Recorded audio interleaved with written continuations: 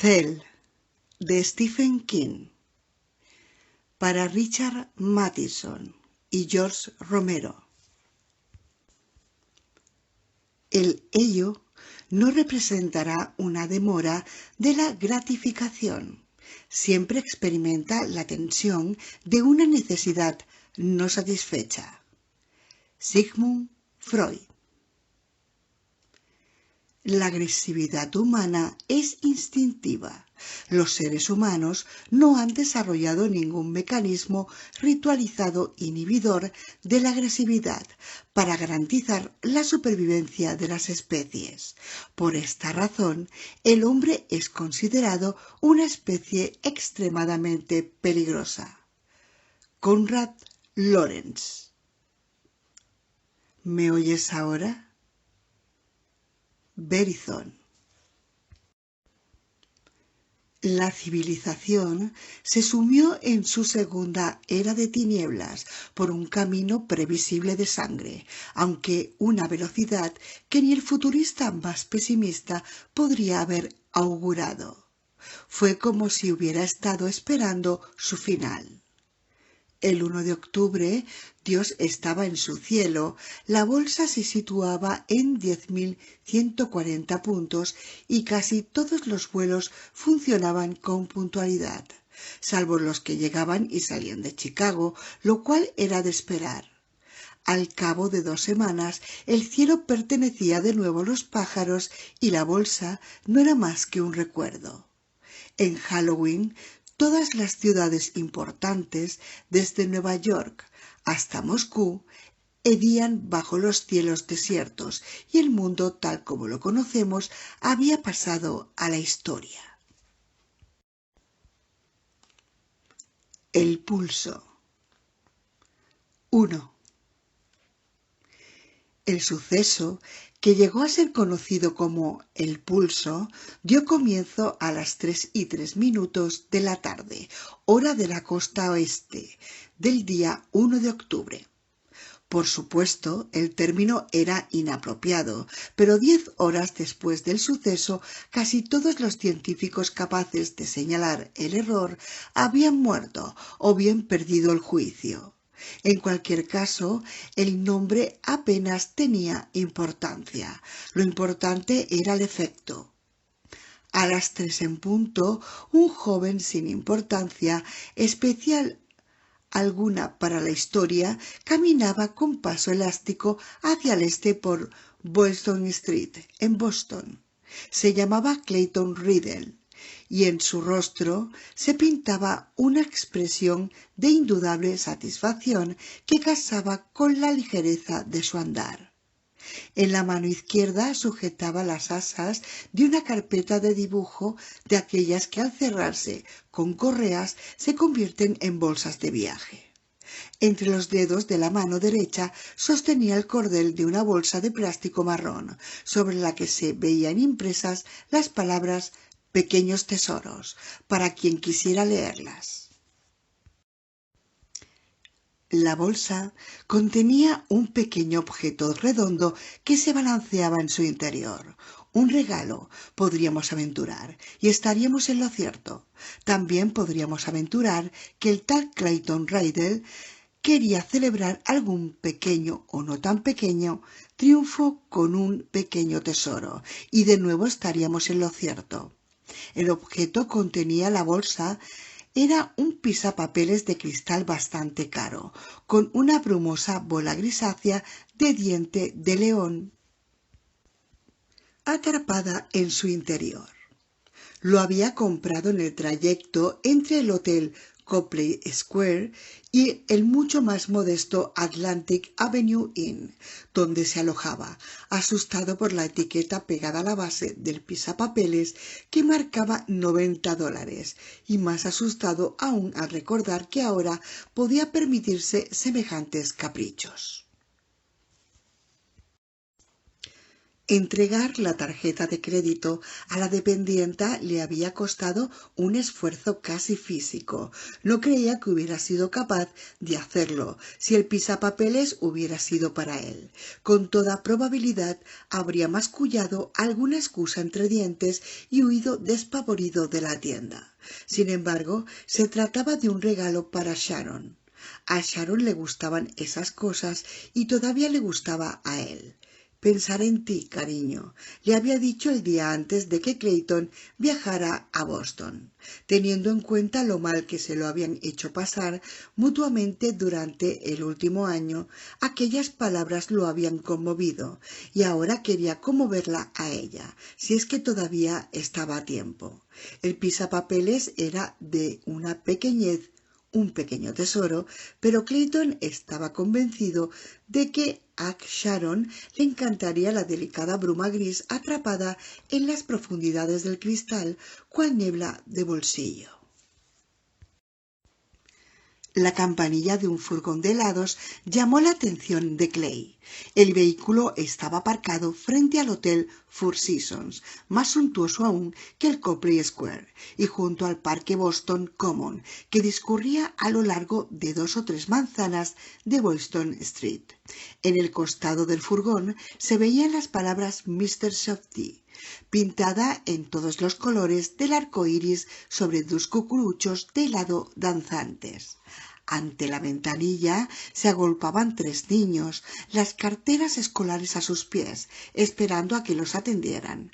Tras ellos había una mujer en traje chaqueta y con un caniche, así como 2 chicas con vaqueros de tiro bajo, iPods y auriculares, ahora colgados del cuello para poder conversar en voz baja y seria.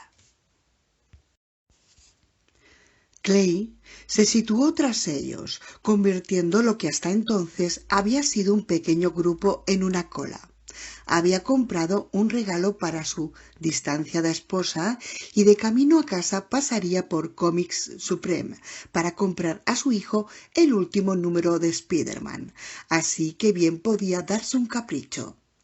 Ardía en deseos de darle la noticia a Sharon, pero su esposa estaría ilocalizable hasta las 4 menos cuarto, hora a la que llegaba a casa. Tenía intención de quedarse en el hotel hasta que pudiera hablar con ella, paseándose por la pequeña habitación y contemplando la carpeta cerrada. Entretanto, Mr. Softy le ayudaría a matar el tiempo. El furgón sirvió a los 3 niños 2 sándwiches helados y un enorme cucurucho de vainilla y chocolate para el del medio, que por lo visto invitaba a los otros 2. Mientras el vendedor se sacaba un caótico manojo de billetes de $1 del bolsillo de sus modernos vaqueros holgados, la mujer del caniche deslizó la mano en el bolso, sacó el móvil y abrió la pestaña. Las mujeres vestidas con traje chaqueta nunca salían de casa sin el móvil y la American Express. A su espalda, en el parque, un perro ladró y alguien profirió un grito. A Clayton no le pareció precisamente un grito de alegría, pero al mirar por encima del hombro no vio más que algunos cochecitos, un perro corriendo con un frisbee entre los dientes. ¿No tenían que ir atado por el parque?, se preguntó, y muchos metros cuadrados de césped soleado, puntuado por seductoras zonas de sombra. Parecía el lugar idóneo para que un hombre que acababa de vender su primera novela gráfica y su correspondiente secuela por una cantidad exorbitante de dinero se sentara a comer un cucurucho de helado de chocolate. Cuando volvió de nuevo la cabeza, los 3 niños y sus carteras habían desaparecido y la mujer del traje chaqueta estaba pidiendo un helado. Una de las 2 adolescentes tenía un móvil color verde menta prendido con una pinza a la cadera, mientras que la mujer seguía hablando con el suyo encajado entre la oreja y el hombro.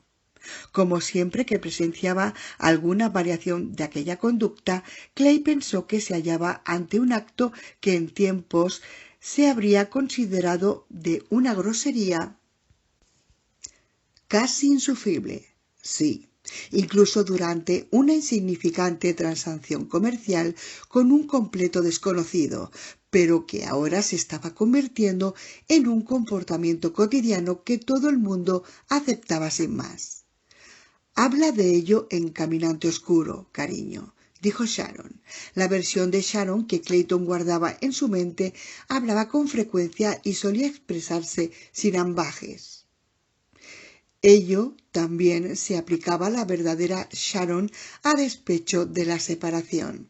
Ahora bien, nunca le hablaba por el móvil, porque Clayton no tenía móvil. De repente, el teléfono color perdementa desgranó las primeras notas de esa melodía de Crazy Frog, que tanto le gustaba a Johnny. ¿Se llamaba Axel F? Klein no lo recordaba, tal vez porque lo había desenterrado de su mente adrede. La propietaria del móvil verde menta se desprendió el artilugio de la cadera. ¿Beth? Preguntó. Escuchó unos instantes y sonrió antes de volverse hacia su amiga. Es Beth. La otra muchacha se inclinó hacia ella y ambas se pusieron a escuchar los cortes de cabello estilo duendecillo, casi idénticos, alborotados por la brisa de la tarde. A Clayton casi le parecían dos personajes de los dibujos animados que ponían los sábados por la mañana, quizá las supernenas. —¿Maddie? —dijo la mujer del traje chaqueta casi en el mismo instante. El caniche estaba sentado en actitud contemplativa junto al extremo de su correa, que era roja y aparecía salpicada de una suerte de purpurina, mirando el tráfico que llenaba Boylston Street. En la acera de enfrente, ante el Hotel Four Seasons, un portero enfundado en un uniforme marrón, casi siempre eran marrones o azules, agitaba el brazo, probablemente para parar a un taxi.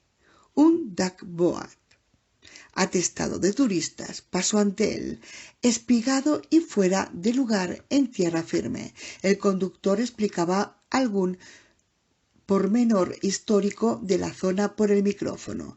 Las dos chicas que escuchaban por el móvil color verde menta se miraron y sonrieron por algo que acababan de oír, pero sin llegar a reír. —¿Maddie? ¿Me oyes? La mujer del traje chaqueta levantó la mano con la que sujetaba la correa y se embutió un dedo de una uña larguísima en el oído desocupado. Clay hizo una mueca, temiendo por la integridad de su tímpano. Imaginó que la dibujaba, el perro atado a la correa, el traje chaqueta, el cabello corto, a la moda, y un hilillo de sangre brotando de la oreja para resbalar por el dedo. El duckboat a punto de desaparecer del cuadro, el portero al fondo, detalles de algún modo conferirían verosimilitud al dibujo, algo que sabías sin más. —¿Maddie? —Te pierdo.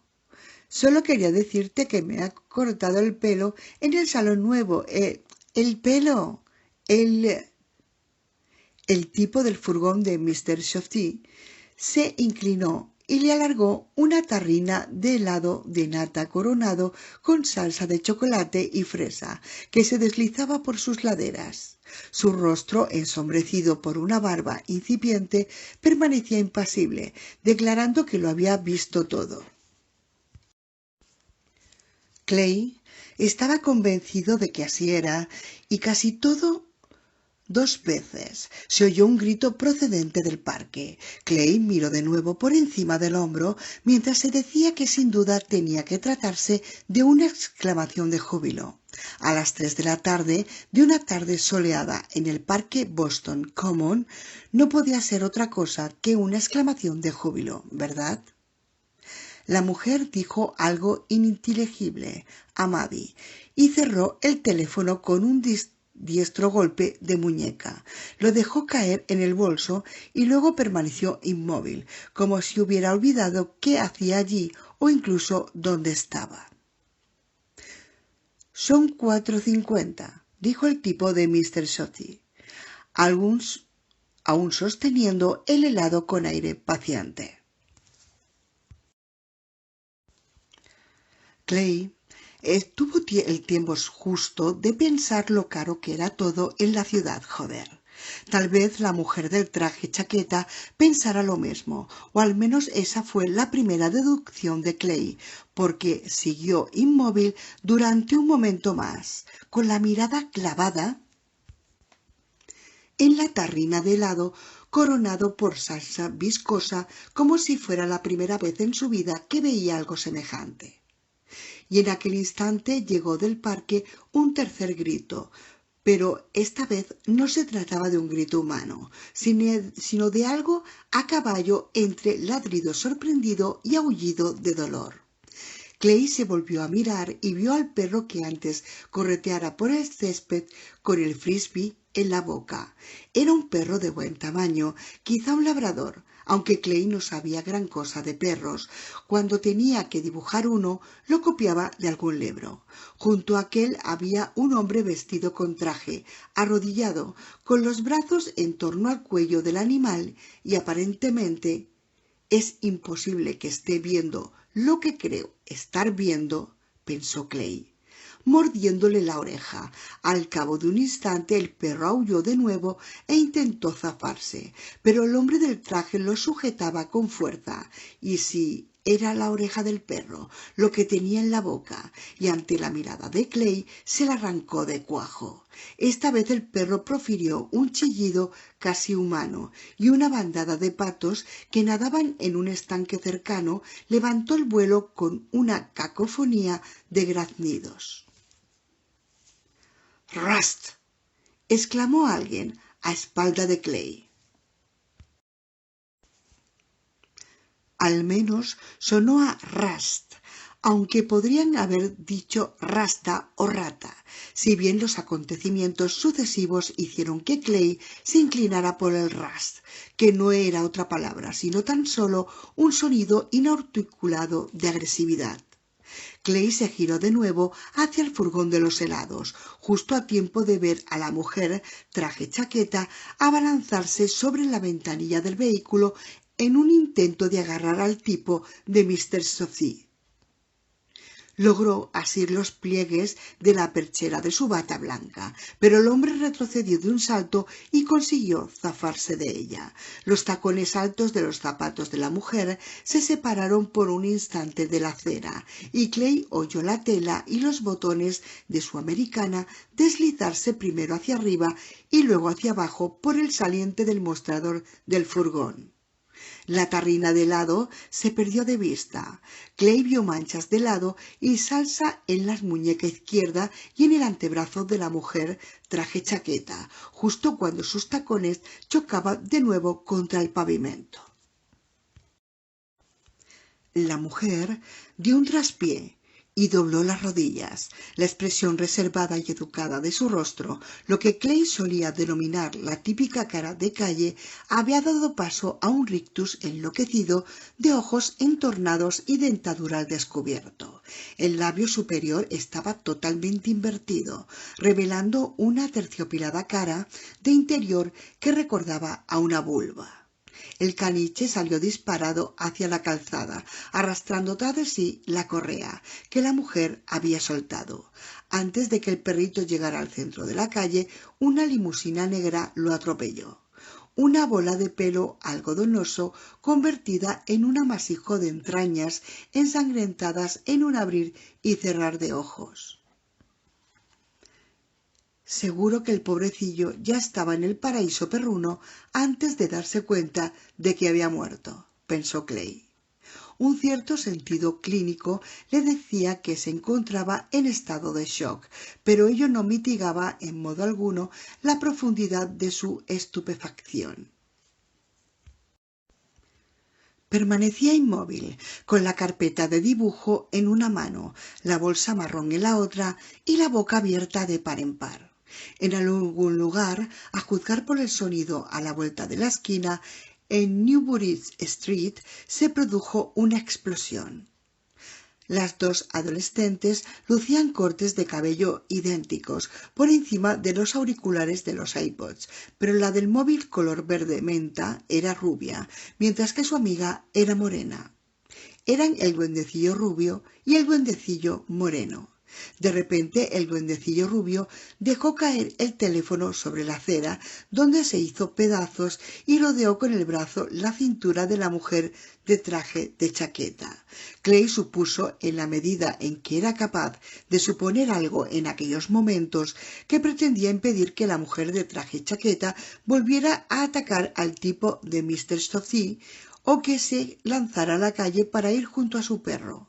Una parte de su mente incluso elogió la presencia de ánimo de la chica, mientras su amigo, el duendecillo moreno, intentaba alejarse del lugar. Las manitas blancas apretaban entre los pechos y los ojos abiertos como platos. Clay dejó caer sus cosas, una a cada lado, y avanzó para ayudar al duendecillo rubio. Al otro lado de la calle, aunque solo lo vislumbró con el rabillo del ojo, un coche derrapó y se encaramó a la acera delante de Four Seasons, obligando al portero a apartarse de un salto. Se oyeron varios gritos bajo la marquesina del hotel. Antes de que Clay pudiera ayudar al duendecillo rubio, ésta adelantó el bonito rostro a la velocidad de una serpiente venenosa, dejó al descubierto su dentadura joven y sin duda fuerte, y la clavó en el cuello de la mujer traje chaqueta. De la zona brotó un enorme chorro de sangre, en el que el duendecillo rubio sumergió la cara, como si pretendiera bañarse en ella, quizá incluso beber de ella, algo que, en opinión de Clay, a buen seguro hizo. Luego empezó a zarandear a la mujer traje chaqueta como si de una muñeca de trapo se tratara. La mujer era más alta que ella y sin duda le llevaba unos 20 kilos, pero la muchacha la sacudía con tal fuerza que la cabeza de la mujer se agitaba entre inmensas salpicaduras de sangre. De repente la chica volvió el rostro ensangrentado hacia el cielo azul de octubre y lanzó lo que parecía un aullido de triunfo. «Está loca», pensó Clay, «completamente loca». «¿Quién eres? ¿Qué está pasando?», gimió el duendecillo moreno. Al oír la voz de su amiga, el duendecillo rubio volvió la cabeza ensangrentada con ademán brusco. La sangre le chorreaba por las afiladas puntas del flequillo y sus ojos eran luces blancas en medio de cuencas moteadas de rojo. El duendecillo moreno se volvió hacia Clay con los ojos aún muy abiertos. «¿Quién eres?», repitió. «¿Quién soy yo?». El duendecillo rubio dejó caer a la mujer traje chaqueta, que se desplomó sobre la acera con la carótida reventada, aún escupiendo sangre, y se abalanzó sobre la muchacha con la que minutos antes compartía una conversación telefónica en amigable compañía. Clay no se detuvo a pensar. De haberlo hecho, lo más probable era que el duendecillo moreno hubiera acabado con la garganta reventada como la mujer traje chaqueta. Ni siquiera se molestó en mirar, sino que se limitó a alargar el brazo hacia abajo y hacia la derecha, asió la parte superior de la bolsa de pequeños tesoros y la blandió en dirección a la cabeza del duendecillo rubio, mientras ésta se disponía a atacar a su antigua amiga con los brazos extendidos y las manos convertidas en garras que se recortaban contra el cielo azul. Si fallaba... No falló, ni tampoco asestó la chica un golpe flojo, sino que el pisapapeles de cristal guardado en la bolsa se estrelló de pleno contra la parte posterior de la cabeza del duendecillo rubio, emitiendo un ruido sordo al chocar. El duendecillo rubio dejó caer los brazos, uno de ellos ensangrentado, el otro aún limpio, y cayó sobre la acera, a los pies de su amiga, como un saco de patatas. «¿Pero qué coño?», gritó el tipo de Mr. Stuffy, con voz imposiblemente aguda. Tal vez el shock le había conferido aquel timbre de contratenor.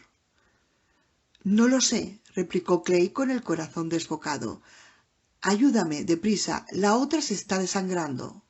A su espalda, procedente de Newbury Street, se oyó el inconfundible estruendo de una colisión entre automóviles, seguido de varios gritos, seguidos a su vez de otra explosión, en esta ocasión más fuerte y acompañada de una onda expansiva que sacudió toda la zona.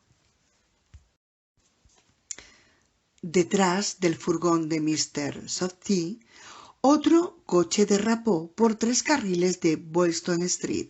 Fue a parar a la entrada de Four Seasons, se llevó por delante a un par de peatones y por fin se empotró contra el coche anterior, que había acabado con el morro aplastado contra la puerta giratoria. El vehículo segundo empujó al primero aún más contra la puerta, desvencijándola. Clay no alcanzaba a ver si alguien había atrapado en el interior, porque el radiador del primer coche brotaba una enorme nube de vapor, pero los gritos de agonía que llegaban de entre las sombras no vaticinaban nada bueno. Nada bueno, desde luego.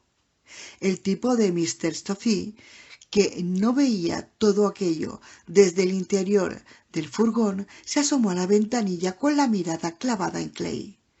¿Qué pasa ahí enfrente? No lo sé. Un par de coches que han chocado y unos cuantos heridos. No importa. Ayúdame, tío. Clay se arrodilló junto a la mujer traje chaqueta, en medio del charco de sangre y entre los restos mortales del teléfono verde menta del duendecillo rubio. Las convulsiones de la mujer traje chaqueta eran cada vez más débiles. Se ve humo en Newbury Street, comentó el tipo de Mr. Stuffy, sin abandonar la relativa seguridad del furgón de los helados. Ha habido una explosión, pero de las buenas. Puede que haya sido un atentado terrorista. En cuanto aquellas palabras salieron de la boca del hombre, Clay se convenció de que estaba en lo cierto. Ayúdame, insistió. ¿Quién soy? Chilló de repente el duendecillo moreno. Clay se había olvidado por completo de ella. Alzó la mirada a tiempo para verla golpearse la frente con el dorso de la mano antes de girar sobre sí misma 3 veces sobre las punteras de sus zapatillas deportivas. La escena le recordó a Clay un poema que había leído en clase de literatura en la universidad. Traza 3 círculos a su alrededor. Era de Coleridge, ¿no? La muchacha se tambaleó y luego echó a correr por la acera, derecha a una farola. No intentó esquivarla, ni tan siquiera levantar las manos para protegerse. Se estrelló contra ella de cara, rebotó, dio un traspié y repitió la operación. ¡Basta!, vociferó Clay. Se incorporó de un salto, echó a correr hacia ella, resbaló a causa de la sangre de la mujer de traje chaqueta y estuvo a punto de caer. Recobró, tropezó con el duendecillo rubio y estuvo a punto de caer de nuevo. El duendecillo moreno se volvió hacia él. Tenía la nariz rota y la parte inferior del rostro ensangrentada. Una contusión vertical le inflamaba la frente como un nubarrón en pleno verano, y uno de sus ojos se veía torcido. Abrió la boca, dejando al descubierto los restos de lo que sin duda había sido una ortodoncia carísima, y se rió de él. Clay no lo olvidaría jamás.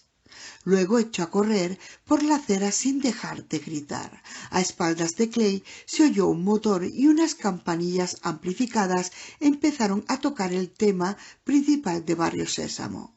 Al volverse vio el furgón de Mr. Stuffy arrancar a toda velocidad, al tiempo que en la última planta del hotel una ventana estallaba en medio de una lluvia de vidrios rotos. Acto seguido, un cuerpo salió despedido a la tarde de octubre. Se estrelló contra la acera, donde más o menos explotó. Más gritos bajo la marquesina de la entrada. Gritos de horror, gritos de dolor. ¡No!, aulló Clay, lanzándose en pos del furgón de Mr. Softly. ¡Vuelve aquí y ayúdame! ¡Necesito ayuda, hijo puta! Pero no obtuvo respuesta del tipo de Mr. Softly, que quizá no le oía por encima de la música amplificada. Clay recordaba la letra de los tiempos en los que no tenía motivo alguno para creer que su matrimonio no duraría para siempre. Por aquel entonces Johnny miraba Barrio Sésamo cada día, sentado en su sillita azul y aferrado a su vaso infantil, algo relacionado con un día soleado en el que no cabían las nubes. Un hombre ataviado con traje salió del parque a la carrera emitiendo sonidos inarticulados a voz en cuello. Los faldones de la americana revoloteaban a su espalda. Clay lo reconoció por la perilla de oreja de perro que le adornaba el mentón. El hombre saltó a la calzada de Weston Street. Varios coches lo esquivaron a duras penas. Corrió hasta la otra acera sin dejar de rugir y agitar los brazos.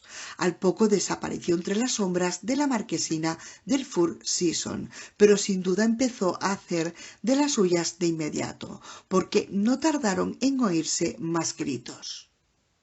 Clay dejó de correr en pos del furgón de Mr. Softly y se detuvo con un pie en la acera y el otro sobre una rejilla de alcantarillado, siguiéndolo con la mirada mientras avanzaba haciendo eses hacia el carril central de Boylston Street, sin dejar de emitir su música. Estaba a punto de volver de nuevo junto a la muchacha inconsciente y la mujer moribunda cuando apareció otro duckboat, pero este no a paso plácido, sino a toda velocidad y tambaleándose de babor a estribor. Algunos de los pasajeros se balanceaban con violencia y suplicaban a gritos al conductor que se detuviera. Otros se limitaban a aferrarse a la barandilla metálica que ribeteaban los costados abiertos del desmañado vehículo mientras éste avanzaba en dirección contraria por Boylston Street. Un hombre vestido con una sudadera asió al conductor por detrás y Clay oyó otro de aquellos gritos inarticulados amplificado por el rudimentario sistema de amplificación del duckboat, al tiempo que el conductor empujaba con todas sus fuerzas al tipo de la sudadera. En esta ocasión no fue un ras, sino un sonido más gutural, algo parecido a glup. En aquel instante el conductor del duckboat vio el furgón de Mr. Softly. Clay estaba seguro de ello y cambió de rumbo para alcanzarlo. «No, Dios mío, por favor», chilló una mujer sentada en la parte delantera del vehículo turístico. A medida que el duckboat se acercaba al furgón de Mr. Softly, que medía aproximadamente una sexta parte del tamaño de su atacante, Clay recordó con nitidez el día que vio por televisión el desfile de cuando los Red Sox ganaron la Serie Mundial. El equipo iba en una lenta procesión de duckboats, saludando a la multitud enardecida bajo la fría llovizna otoñal. «No, Dios mío, por favor», repitió la mujer. «¡Madre mía!», dijo casi con ecuanimidad un hombre junto a Clay. El duckboat chocó contra el furgón de costado y lo volcó como si de un juguete se tratara. El furgón aterrizó de lado con la música de Barrio Sésamo aún sonando y derrapó en dirección al parque en medio de una lluvia de chispas causada por la fricción. Dos mujeres que presenciaban la escena echaron a correr cogidas de la mano y se salvaron por los pelos. El furgón de Mr. Softy rebotó contra el bordillo, se elevó en el aire un instante, se estrelló contra la verja de hierro forjado que delimitaba el parque y por fin se detuvo. La música emitió dos últimos estertores y enmudeció. Entretanto, el chiflado al volante del Duck Boat había perdido el escaso control que tenía sobre el vehículo, que cruzó de nuevo Boylston Street, con su pasaje de turista aterrorizados y aferrados a los costados abiertos. Se subió la acera de enfrente, a unos 50 metros del lugar donde el furgón de Mr. Softy había cantado por la última vez, y colisionó contra el muro bajo de ladrillos que soportaba el escaparate de una tienda pija de muebles llamada City Lights. Se produjo un estruendo nada musical al hacerse añicos el escaparate. La ancha popa del duckboat, en la que se veía escrito en letras color rosa su nombre, Señora del Puerto, se elevó alrededor de 1,5 metros. La inercia quería que el mastodonte volcara, pero la masa lo impidió, de modo que la embarcación de tierra firme volvió a caer sobre la acera con el morro metido entre sofás y sillas de comedor caras, pero no antes de que al menos una docena de personas salieran despedidas del vehículo y desaparecieran de la vista.